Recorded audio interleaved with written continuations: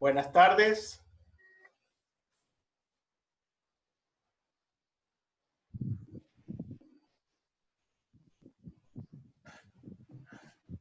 Hola, buenas tardes a todos. ¿Cómo Buenas están tardes. ustedes?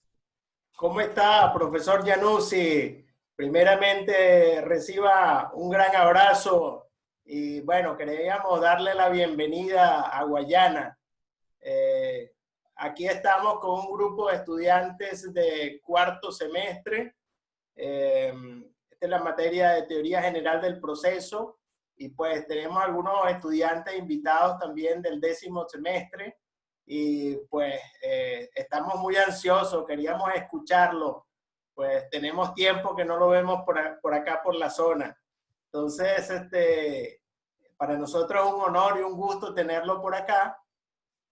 Y antes que empecemos en la charla, yo quería hacerle una pregunta que me tiene inquieto en esta Venezuela, ¿no? La pregunta, profesor, es ¿cuál es su opinión sobre de si en Venezuela, en la Venezuela actual, la Venezuela que tenemos, vale la pena estudiar derecho? Porque muchos jóvenes, pues hemos observado que mucha gente se siente desanimada, hay gente que a veces le da ganas de irse del país porque siente que no hay posibilidades de cambio. Entonces, pues me gustaría escuchar su opinión, pues con toda la trayectoria que tiene usted y la experiencia académica, es muy importante para nosotros. Bueno, primero, muy agradecido, más bien el agradecido soy yo, el honor es mío, el estar con ustedes, pues, y que tenga esta oportunidad de poder interactuar, pues, con la querida gente de Guayana. Lamentablemente, es cierto que hace tiempo que no vamos por Guayana, pues, bueno, estuvimos en enero, pero la razón, pues, todos lo sabemos, los mismos problemas que estaban sufriendo en Guayana, lo estamos sufriendo en todo el país. Hoy en día, pues, esto más agravado con precisamente la escasez de combustible. Entonces estamos esperando que regresemos pues de alguna forma a la normalidad para poder tomar nuestras actividades cotidianas. Por supuesto, uno de los aspectos sería el ir a la sede de Guayana. Pero esto no significa que nosotros no estemos conectados con Guayana. Estamos constantemente pendientes, hablamos de una forma muy continua con la profesora María Virginia Alarcón, que nos mantiene pues también informado de todo lo que está sucediendo allí. Por una parte. Por otra parte, pues estamos organizando que se tuvo pues que diferir el seminario de Derecho Marítimo, entonces lo estamos reorganizando para tratarlo de enfocar desde el punto de vista fluvial, que obviamente para Puerto Ordaz es, si se quiere, un punto de mucho más atractivo que lo que pudiera ser en general, pues el marítimo, al cual ya le hemos dedicado algún tiempo. Entonces, por ese lado, pues creo que seguimos pues de alguna forma conectados. En relación con la pregunta, Ramón, que me haces, que si es importante estudiar Derecho en este momento en Venezuela, quiero hacerles una pequeña historia. Cuando en la época colonial, pues efectivamente el estudiar pues Derecho era un privilegio solamente para unas castas determinadas. No todo el mundo podía estudiar Derecho, sino tenía que tener una condición social dada. Es decir, entonces el Derecho era una profesión, si se quiere, elitesca. Y luego el costo de ir a la universidad, pues era un costo muy alto, donde muy poca gente pues tenía acceso para ello. Es más, cuando se crea pues el Colegio de Abogados de Caracas, se crea y se le ponen restricciones por si alguna persona que no perteneciera pues a esta casta social tratara de ingresar, pues simplemente estaba vedado. Entonces aquel que no era pues de religión católica, que tuviera pues alguna vinculación parental, consanguínea, con gente que fueran moros o judíos, simplemente no podían entrar al colegio de abogados.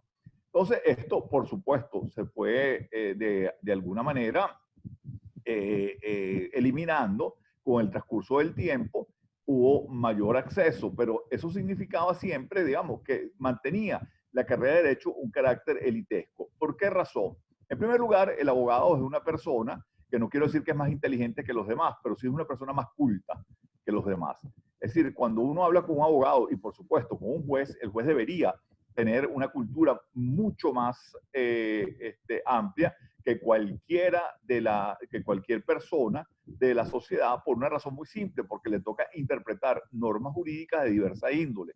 Entonces, de allí es que efectivamente, pues el abogado tiene que ser una persona casi que modelo ejemplificante. En segundo lugar, el abogado pues debe tener pues una conducta también muy particular, muy especial. Si nosotros buscamos pues la ley de abogados, el reglamento, los disciplinarios, establece en el artículo 1 que el tribunal disciplinario y la disciplina se extiende no solamente a la actividad profesional, sino a toda actividad que realice el abogado en su vida. Es decir, que de alguna manera, pues nosotros estamos supervisados y lo que interesa, lo que importa es que realmente tengamos una buena conducta. Entonces, por eso era que aunado a lo que era la cultura, la buena conducta, etcétera, mucha gente comenzó pues a estudiar derecho porque en la época colonial para poder cambiar de estatus había que pagar un impuesto, el impuesto gracias al sacar. Entonces que al obtener pues un título, pues de alguna manera la persona cambiaba también de estatus. Es decir, entre comillas, pues ya se convertía en el doctor. Entonces, hoy en día en Venezuela, pues esto no existe, pues realmente las barreras sociales han sido eliminadas desde hace muchísimo tiempo, hay una gran movilidad social en Venezuela, gracias a Dios, y eso ha permitido que seamos un país un poco distinto al del resto a los del resto del continente. Entonces, cuando nosotros pensamos que en esta situación, si debemos estudiar derecho o no, es que por supuesto que hay una razón muy de peso, porque el derecho sirve para poder, pues, de alguna manera, abrir muchísimas puertas profesionales. Cuando uno se gradúa abogado, no solamente es para ejercer, pues uno siempre piensa en el derecho penal, quizás en el derecho mercantil, pero el derecho nos sirve absolutamente pues para todo, es totalmente flexible y una persona, pues abogado, puede realizar prácticamente cualquier tipo de actividad. Inclusive, se los pongo de esta manera, si yo como abogado en este momento hago un MBA en economía, termino siendo economista. Un economista hace un MBA en derecho, no puede ser abogado, por más que haga pues tome algunas asignaturas, algunas materias pues de derecho. Recuérdense que la carrera está diseñada para que el abogado pueda resolver problemas. Y evidentemente esa es una característica fundamental. Entonces, si nosotros en este momento en Venezuela tenemos problemas, lo ideal es tener mayor cantidad de abogados para precisamente poder resolver los problemas. Fíjense que hoy leía que una muchacha venezolana se fue para el Perú con la hermana y estuvo durante un año haciendo arepas para la venta. Vendía las arepas, con lo cual subsistía. Pero resulta que la señora que hacía las arepas y las vendía es médico. Y en Perú descubren que es médico y con el tema del COVID inmediatamente la contrataron cuando antes ni siquiera le daban la posibilidad de revalidar pues, el título en el Perú. Entonces, ¿qué tenemos con esto? Que efectivamente, en la medida en que existe una pandemia, los médicos son más necesarios. En la medida en que hay más problemas, precisamente los abogados somos más necesarios pues, dentro de esto y es lo que nosotros deberíamos internizar y explotar. Fíjense que el derecho está vinculado con cualquier actividad de la vida. Es decir, todo lo que nosotros hacemos está regulado por el derecho, desde que nosotros salimos a la calle hasta que regresamos a nuestra casa, que hicimos una compra, nos montamos en un servicio público de transporte, estamos haciendo un contrato de transporte, estamos haciendo pues, un contrato de compra-venta, etcétera, etcétera. Entonces, de allí es que el derecho nos va a servir absolutamente, absolutamente para todo. Si yo tuviera en este momento que iniciar pues, una carrera, no dudaría en volver a escoger derecho y, por supuesto, en la mejor facultad de derecho de Venezuela, que es donde están ustedes. Bueno, muy bien, profesor. De verdad que sus palabras nos dan fuerza pues, para seguir en esta dura batalla. Muchísimas gracias. Bueno, si los jóvenes tienen alguna pregunta sobre las disertaciones del profesor Januzzi, le voy a pedir que lo dejemos al final para no interrumpir la exposición. Les agradezco. Muchas gracias, profesor. Bueno, vamos a entrar en nuestro tema de hoy, que es la acumulación de pretensiones. Ya nosotros hemos venido viendo pues lo que son las partes, lo que es la representación de las partes en el proceso, la pretensión. Ahora queremos empezar a trabajar el tema de la acumulación de pretensiones. Nadie pues más versado que usted en este tema, con tantos años de experiencia, para que nos dé algunas luces sobre este aspecto. Si alguien quiere comentar algo al profesor, por favor, o ahora o al final.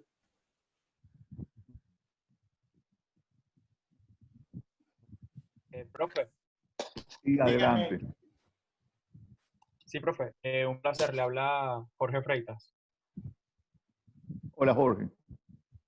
Profe, bueno, es mi nombre. Bueno, supongo que igual es la opinión de todos. Le quería dar a usted las gracias por su presencia hoy, por tomarse el tiempo del llamado del profesor Sosa, que siempre está tan pendiente de tratar de hacer nuestras clases más dinámicas. Bueno, y agradecerle por su presencia aquí hoy. La verdad que creo que para todos es una gran oportunidad poder escuchar sus disertaciones. Muchísimas gracias, Jorge. Bueno, y por tu intermedio a los que están presentes, les doy más bien yo las gracias y les agradezco precisamente su palabra. Esperemos que entonces que la exposición sea del agrado de ustedes y que podamos sacarle algún provecho a ello.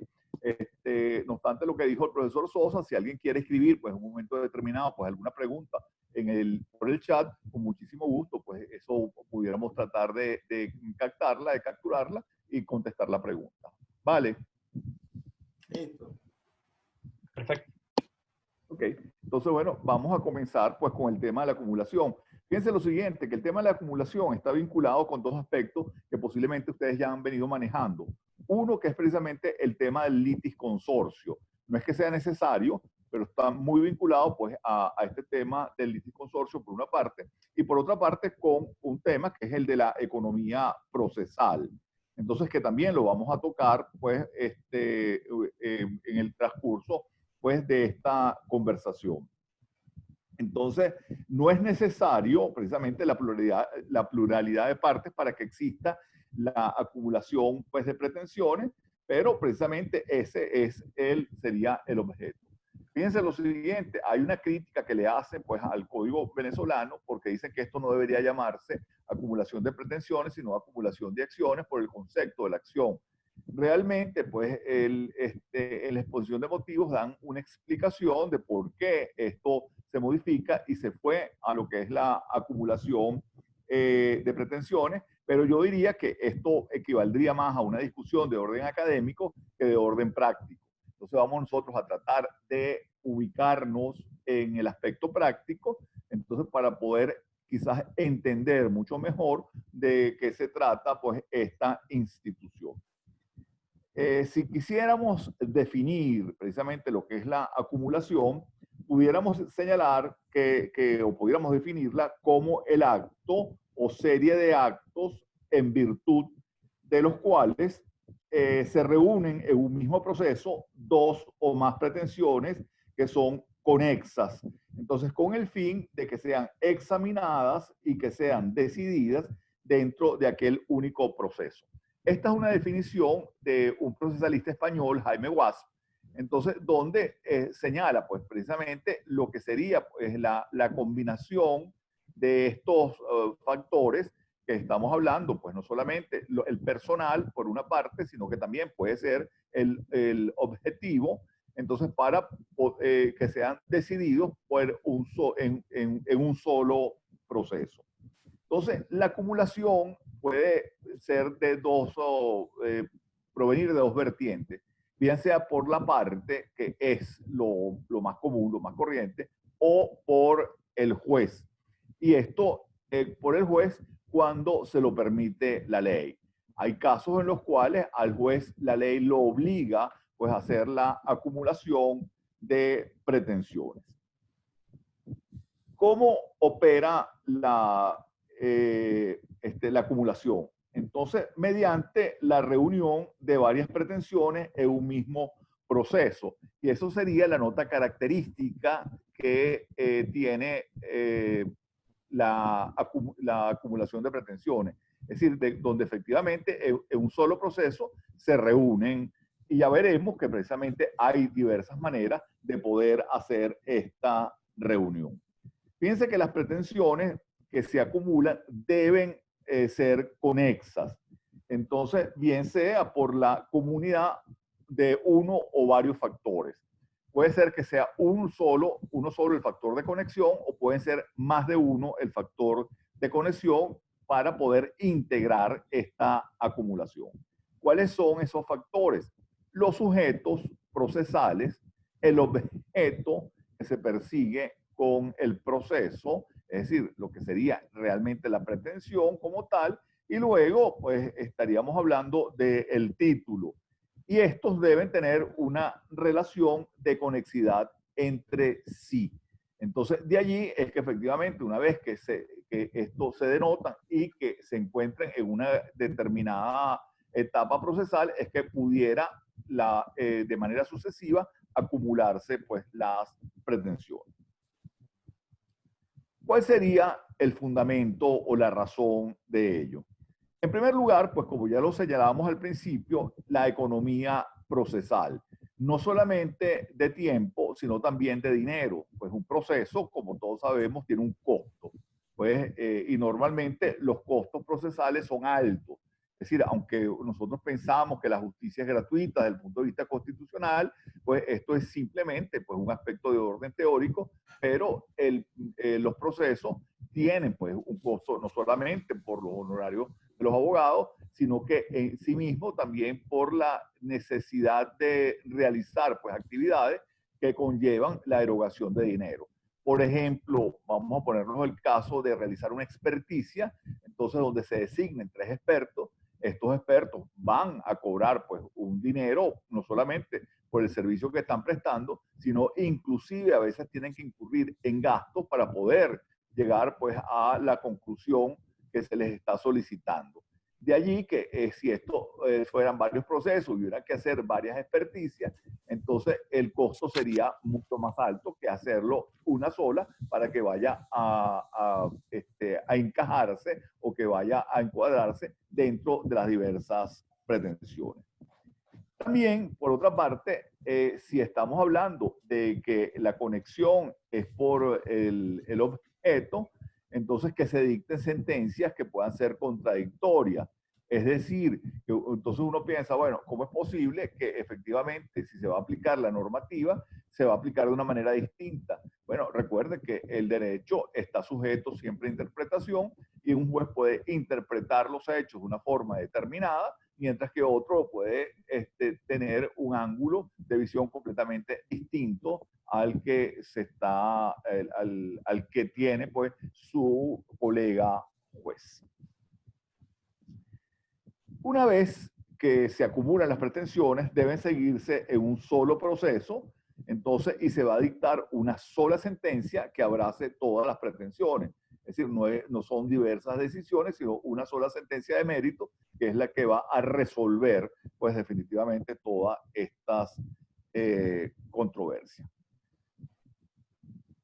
¿Cuáles son las clases de acumulaciones? Entonces, como señalábamos también al principio, pueden ser bien inicial o puede ser sucesiva.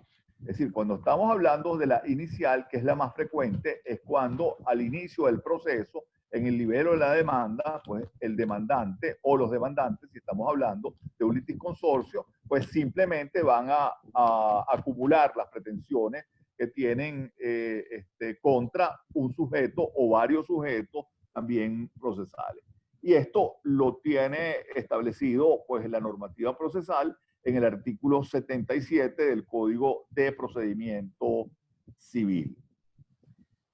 La sucesiva, pues también como su nombre lo indica, después de haberse iniciado el proceso, entonces puede surgir una acumulación de autos o de proceso, pues lo mismo, una acumulación. Y esto está regulado en los artículos 79 y 80 del Código de Procedimiento Civil. La acumulación sucesiva por reunión de procesos, entonces la tenemos que las pretensiones se han propuesto en procesos distintos, inclusive puede ser en el mismo tribunal o puede ser en tribunales diferentes que tengan ello. Y luego estos procesos se acumulan. Es lo que usualmente dentro del lenguaje forense se denomina la acumulación de autos. Entonces se están acumulando los autos. Ya veremos que esto tiene que hacerse antes de la etapa probatoria. Después de la etapa probatoria ya no se pueden acumular. Pues evidentemente la idea es sustanciar pues, el proceso de manera conjunta o los procesos de manera conjunta. La acumulación sucesiva por inserción, es decir, ya está iniciado y está pendiente el proceso, pero el demandante decide modificar, decide alterar la demanda. Entonces, incluye otra pretensión, pues, a la inicial, o también puede ocurrir que el demandado, conjuntamente con la contestación de la demanda, entonces proceda a reconvenir al demandante. Es decir, es lo que también dentro del lenguaje forense corriente vulgar se llama la contrademanda. Si se está reconviniendo y el demandado le está exigiendo al actor que cumpla a su vez con una prestación. Si ustedes revisan la normativa procesal, se van a encontrar de que no existe una norma específica para esto. Simplemente vamos a utilizar dos normas. Una que es el artículo 343 del Código de Procedimiento Civil, que se refiere precisamente a la posibilidad que tiene el demandante de reformar, de reformular su libelo de demanda. Y luego, por otro lado, tendríamos la posibilidad de que efectivamente, de acuerdo con el artículo 361, de que se refiere a la contestación de la demanda, al alcance de la contestación de la demanda, donde en el artículo se establece la posibilidad de que el demandado reconvenga al demandante, entonces donde puede incluir o incluye una nueva pretensión, que es lo que se va a resolver también en la sentencia de mérito. Si nosotros atendemos, bueno, perdón, no sé si alguien quiere hacer alguna pregunta, con muchísimo gusto. Si la quieren escribir, con el mayor gusto y tratamos de contestarla. Bueno, seguimos adelante, entonces, y atendiendo a la forma en que se realiza la acumulación. Entonces, esta puede ser simple o puede ser eventual o subsidiaria.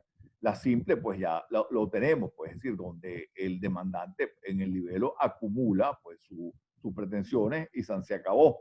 La que sería la eventual o subsidiaria, entonces tendríamos dos posibilidades. La primera de ellas, para el caso de que sea acogida la otra. Entonces, por ejemplo, viene una petición subsidiaria. Imagínense una persona que se encuentra que murió un pariente y le exhibe un testamento donde el testador pues deja como heredero, por lo menos a la porción disponible, a un tercero. Eso le parece raro y dice que no considera que el testador eso no lo hubiera hecho, dice que el testamento debe ser un testamento nulo, hubo alguna circunstancia y pide pues la nulidad del testamento. Y obviamente entonces como petición subsidiaria, que sería la pretensión subsidiaria, haría la petición de herencia para que lo consideren o lo reconozcan como heredero. Entonces aquí tendríamos una que es subsidiaria de la otra para el caso de que prospere. Si no prospera la nulidad del testamento, pues tampoco puede prosperar la petición de herencia. También puede darse para el caso de que sea negada la otra, es decir, la primera pretensión. Entonces, por ejemplo, que tendríamos alguien demanda el cumplimiento de una opción de compra-venta. Entonces diciendo, mire, yo la suscribí, etcétera, pero el promitente vendió la cosa y está registrada, etcétera, etcétera. Es decir, una venta que se realizó pues, en buena lid, en buenas condiciones. ¿Qué sucede? Que efectivamente declaran improcedente la solicitud, pero la pretensión subsidiaria se refiere a que entonces le paguen la penalidad. Entonces está bien, mire, no se puede cumplir con la opción de compraventa porque el inmueble ya no le pertenece a quien lo había prometido la venta, pero entonces le va a pagar la penalidad, que es la pretensión subsidiaria. Si se atiende precisamente a los sujetos que tienen la iniciativa, entonces tendríamos para la acumulación que puede ser facultativa o imperativa. Es decir, facultativa, estamos hablando cuando se realiza por iniciativa de las partes. La inicial, es decir, cuando se hace la acumulación inicial, es siempre facultativa. Y la sucesiva, como habíamos señalado y nos referíamos a la acumulación de autos, es decir, a la acumulación de causas, de expedientes. Entonces, esta usualmente se puede o se realiza pues siempre por solicitud de parte. Entonces, y esto está regulado también en los artículos 79 y 80 del Código de Procedimiento Civil, que establece precisamente la forma como esto debe acumularse.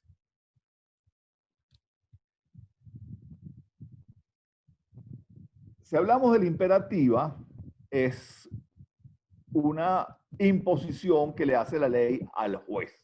Es decir, el juez debe, pues necesariamente, proceder a acordar, pues, de oficio, precisamente la acumulación.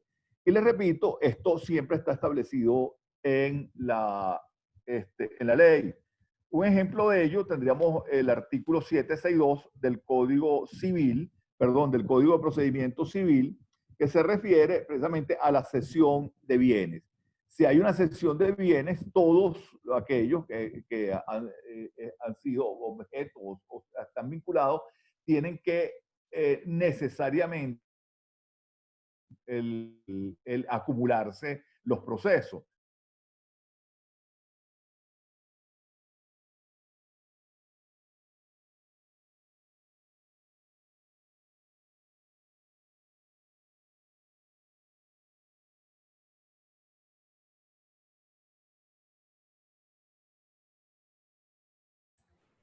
Creo que se le quedó colgado la conexión al profesor Januzzi.